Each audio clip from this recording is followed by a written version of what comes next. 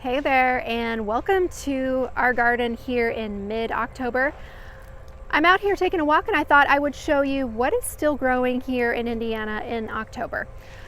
So right here we're standing in a small section of our urban farm, and we still have so much food growing. So many things we're coming out to harvest, herbs and vegetables right now, and it's really, I find, an abundant time of year for growing food. So we still haven't had our first frost yet. The butterflies are still out. You might still see some of them around today as we talk.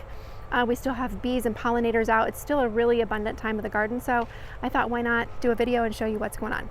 So we've got some beautiful flowers still growing here. We've got our zinnias.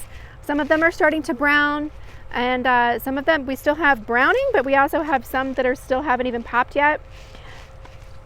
And the pollinators are loving it. So that's one thing I like to always mention, is that the garden is not just for us, it's also for the animals and for the pollinators. And leaving our flowers up as long as we possibly can, there goes a monarch butterfly, is a really good idea, because it really helps out our pollinator friends, which helps our vegetables and our herbs grow, right? And so we're all kind of in this together. So let your flowers grow as long as you can. Don't cut them back until the first frost, until the pollinators have gone to bed. Okay, so we still have also some calendula growing. I find calendula is one of those herbs that will grow and grow and grow until that first frost. You can see she still has some buds that haven't even popped yet. So today I'm going to go through and harvest some of these. And I have the calendula growing along with some random things. This is kind of our fall planting. We've got a few beets here. Or what are you? You're a chard. We've got a beet here, and then we've got these beautiful green beans that I've not yet harvested. I'm kind of behind a week on harvesting these. But this is a great time to grow your beans, to grow your greens like your chard. Like I said, your calendula will continue to grow. We've got some tulsi here, some tulsi basil, which is one of the pollinator favorites in our garden, so we just let her go as long as possible. All of this chard honestly was planted in the spring. And it is October. It had kind of a rough patch in late summer, but I let a lot of it go, and it's coming back even stronger now. So I'm really glad I did that. Back there we've got some carrots and some cilantro growing. This is a great time to grow cilantro. It actually likes the cooler weather. So we've got a blend of both cilantro and carrots. Over here we've got, we've got more kale that again was planted in the spring. Still growing, some kale and some chard happily growing. Then we pulled out, I forget actually what was here before, but now we've got some fresh kale growing here. I need to actually thin that out and kind of plant those more strategically here. But so as this kale wanes down, we have some new fresh baby kale that's going to grow through the colder months. This bed is fun. We've got, it's kind of crazy. This one we're going to pull everything out here soon, and this is going to be one of our garlic beds here. We have some chard that got ate up by our the cabbage moths, and they are actually deterring. So this is kind of where the cabbage moths are going. So this is kind of just like one of those beds that is taking one for the team. And so we're letting that happen, and we're going to go through and add a lot more compost and beautiful soil and plant some garlic in here in the next couple of weeks. This whole area here, we've got tomatoes. I don't know if you can see through there, some red, the red and the yellow, those are tomatoes and peppers that are still growing. It's winding down, but we're still getting some fruit, so it's a good thing. And let's see. Do we have any peppers? Yeah, we've got some of these beautiful peppers here, and these Thai chilies that have been so abundant this year. So it's been a great year for peppers. And we're going to come through here, make sure, there we go. If you can step through.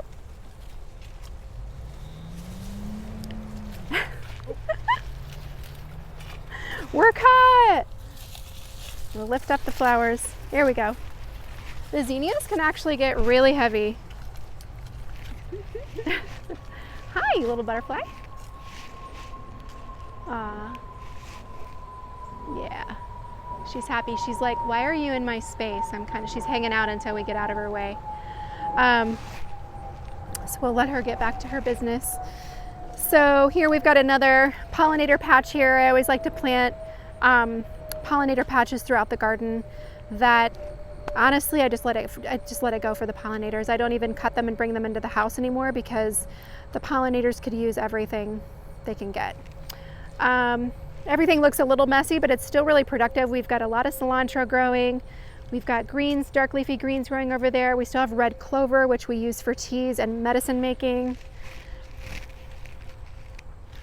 There's a random loofah growing there.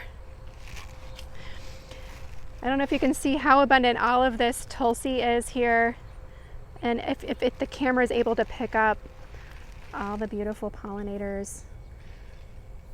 A lot of honeybees here. They're so happy, they love it. So as we walk through, a sea of pollinators and Tulsi here.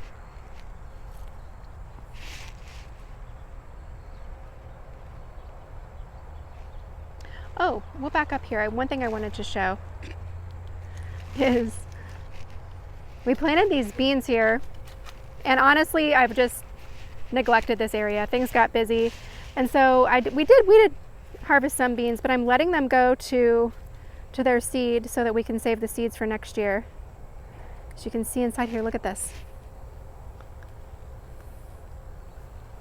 Is that not gorgeous or what? The black beans. Mm-hmm. Yeah. Nice. So I'm gonna close that little pod there.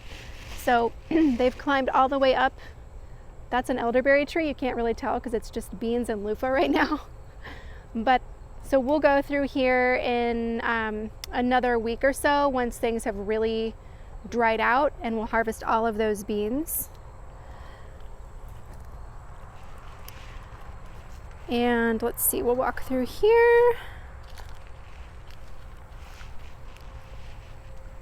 Got an elderberry patch here, lots of herbs, oregano, skullcap. This area needs to be tended to. Over here we have chard, we have carrots. So the carrots we'll be able to harvest in the next month. The chard we're harvesting now, of course. The kale we're harvesting now. We've got our cucamelons, which if you've never seen a cucamelon, they're the most adorable thing you've ever seen.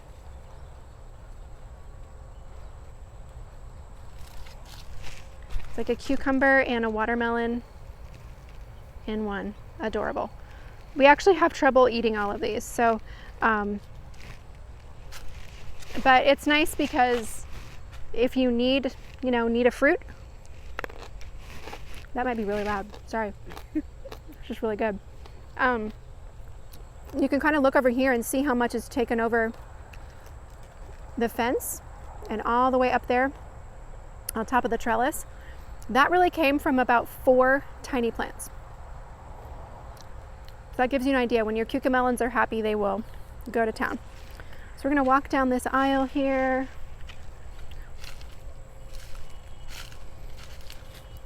A lot of these things we have growing that looks like weeds. We've got nettle here, which we can harvest the seeds for medicine. We've got blue vervain, which we're letting grow here. We're going to transplant her somewhere else. So a lot of these things, they have purpose. It looks crazy to other people, but we have a purpose for them. We've got blue vervain here right behind us. We're going to harvest these seeds very soon. They've gone to seed and dried up really nicely for us. You want to take a look down that trellis. It's a really pretty view there.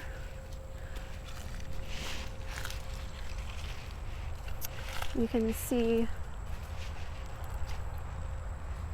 we've got our beans growing here.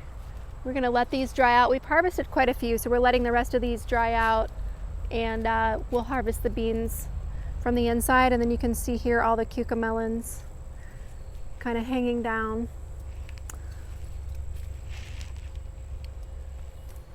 And we've got more flowers everywhere for the pollinators. And then if you want to turn around, the really fun fun part of the garden is that we actually had a plant collapse our trellis for the first time ever. And the prize goes to Loofah. Loofah did this. So we're gonna have to bend down here to go underneath. This is a huge loofah plant here. Loofah fruit.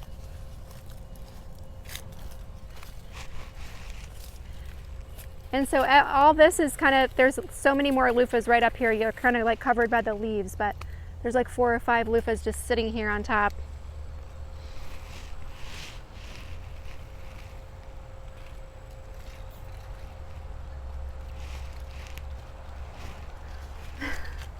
And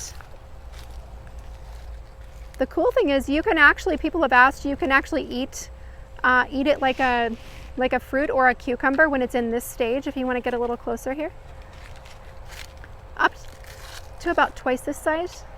You could try it and eat it if you wanted to. But then this is the baby. This is the adult. And we're just letting them go because they really need to yellow up and then brown before it's time, before the loofah really dries properly, and then it'll be time to harvest that. Over here we've got another beautiful little herb setting here. We've got a lot of spilanthes here, which is a fun flower to look at. Spilanthes, rue, St. John's wort that's already died back. A lot of fun stuff there. And then if you want to turn around, right behind you is more loofah.